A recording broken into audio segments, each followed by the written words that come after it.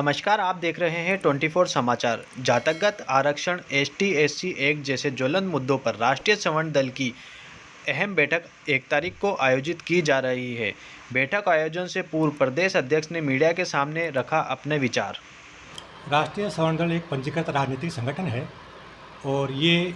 जातिगत आरक्षण के विरोध में अपनी आवाज़ उठाता है। और इसका मानना ये है कि जातिगत आरक्षण विशेषकर सरकार जो है जाति को जन्म सरकार दे रही है एक तरह से, क्योंकि हर एक दस्तावेज के अंदर जातियों का दर्शाया जाता है। वास्तविकता ये है कि अगर जातियाँ नहीं होती तो कम से कम सभी लोग हम सामान्य होते और किसी प्रकार का जो है भेदभाव नहीं होता। आज सरकार अपने वोट बैंक की खातिर हमें आपस में बांट रही है, हमें जातियों में विभक्त कर दिया गया है, वर्ग विशेष बनाए जा रहे हैं। और उसके साथ यही नहीं, एक तरह से उपेक्षा, उनके हितों की उपेक्षा हो रही है। और उपेक्षा होने के साथ साथ में हमें एकजुटता के लिए भी खतरा नज़र आने लगा है, जिसके कारण जो है राष्ट्रीय सवर्ण दल ने ये बीड़ा उठाया है कि हम विशेषकर क्रीमी लेयर जो आरक्षण का जो लाभ ले रहे हैं, उन्हें चाहिए कि जिस तरह से लोग सब्सिडी गैस के लिए सब्सिडी छोड़ रहे हैं, उसी प्रकार से इनको भी चाहिए कि जो क्रीमी लेयर जो आरक्षण का लाभ ले चुके हैं, उन्हें कम से कम आरक्षण उन वंचित जो आरक्षण से वंचित रहे हैं, अनारक्षित वर्ग जो हैं या आरक्षण से जो वंचित रहे हैं, उन लोगों के लिए उन्हें छोड़ना चाहिए ताकि उन लोगों का भला हो सके। जातिगत आरक्षण समाप्त करने के लिए सवर्ण दल की क्या आगे की रणनीति रहती है? जातिगत आरक्षण को समाप्त करने के लिए सवर्ण दल का ये प्रयास है कि जातियों में सरकार जो है जातियों में विभाजन न करे और विशेषकर क्रीमी लेयर के साथ में उन निर्धन जो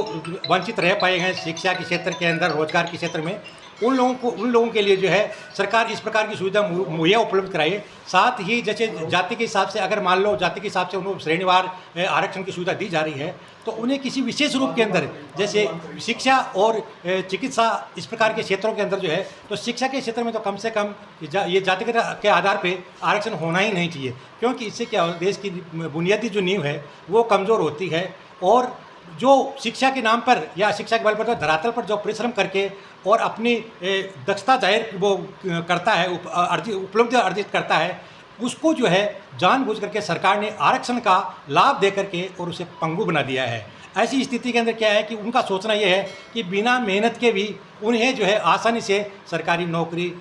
जो है मिल जाएगी, और वो जानबूझ करके मेहनत करना नहीं चाहते। इसका सबसे बड़ा नुकसान ये है कि आज जो हम देश की प्रगति के बारे में सोचते हैं, देश के विकास के बारे में सोचते हैं, आज तक यही कारण रहा कि हम जन सामान्य की आकांक्षाओं की पूर्ति इसलिए हम नहीं कर पा रहे हैं क्योंकि हमें योग्यता का अभाव रहा है। इसलिए योग्यता और प्रतिभा का सदैव सम्मान होना चाहिए और योग्यता और प्रतिभा सर्वोपरि होनी चाहिए। परसों जो सवर्ण दल की बैठक आयोजित हो रही है, उसमें क्या प्रमुख मुद्दे रहने वाले हैं? परसों की जो हमारी जो लोहारगढ़ के अंदर हम जो बैठक आयोजित करने जा रहे हैं, उसमें मुख्य उद्देश्य हमारी ये है कि सरकार को हम ये चेताने जा रहे हैं कि ये जो जातिगत आरक्षण है, इसे वोट बैंक के इस्तेमाल के रूप में न लेकर के उनके हितार्थ जो है इस प्रकार के कदम उठाए जाने चाहिए जो उनके हित में हों और वंचित वर्ग को इसका समुचित लाभ मिल सके। हमारा मानना ये है कि हम जो है SC/ST एक्ट और ये जो उत्पीड़न जो कानून लागू किया है, उसके बारे में ये कहना चाहेंगे कि किसी भी निर्दोष आदमी को उसमें सज़ा नहीं होनी चाहिए, उसकी व्यापक जांच होनी चाहिए। और ये आपस में वैमनस्य और बैरभाव का इस प्रकार का परस्पर जो है समाज में संदेश नहीं जाना चाहिए कि जिसमें एक दूसरे के प्रति हम नफरत पैदा करें। मैं बेनी प्रसाद कौशिक, राष्ट्रीय सवर्ण दल का प्रदेश अध्यक्ष हूँ और वर्तमान में राष्ट्रीय सवर्ण दल की जो है योजनाएं हैं हमारी, या जो क्रियान्वयन जो करने की जो है आगामी रणनीति है, उसके बारे में अपना प्रयास कर रहा हूं और समाज को एकजुट होने के लिए, देश की अखंडता के लिए ये प्रयास कर रहा हूं कि समाज आपस में विभक्त नहीं हो और योग्यता और प्रतिभा का सम्मान हो और सभी लोग हम मिलजुल कर रहें और देश के अंदर बुनियादी नींव कमज़ोर नहीं हो पाए और देश एक तरक्की के रास्ते पर चले। यही हमारी कामना है। इसी आधार पर हम राष्ट्रीय सवर्ण दल जुड़े हुए हैं।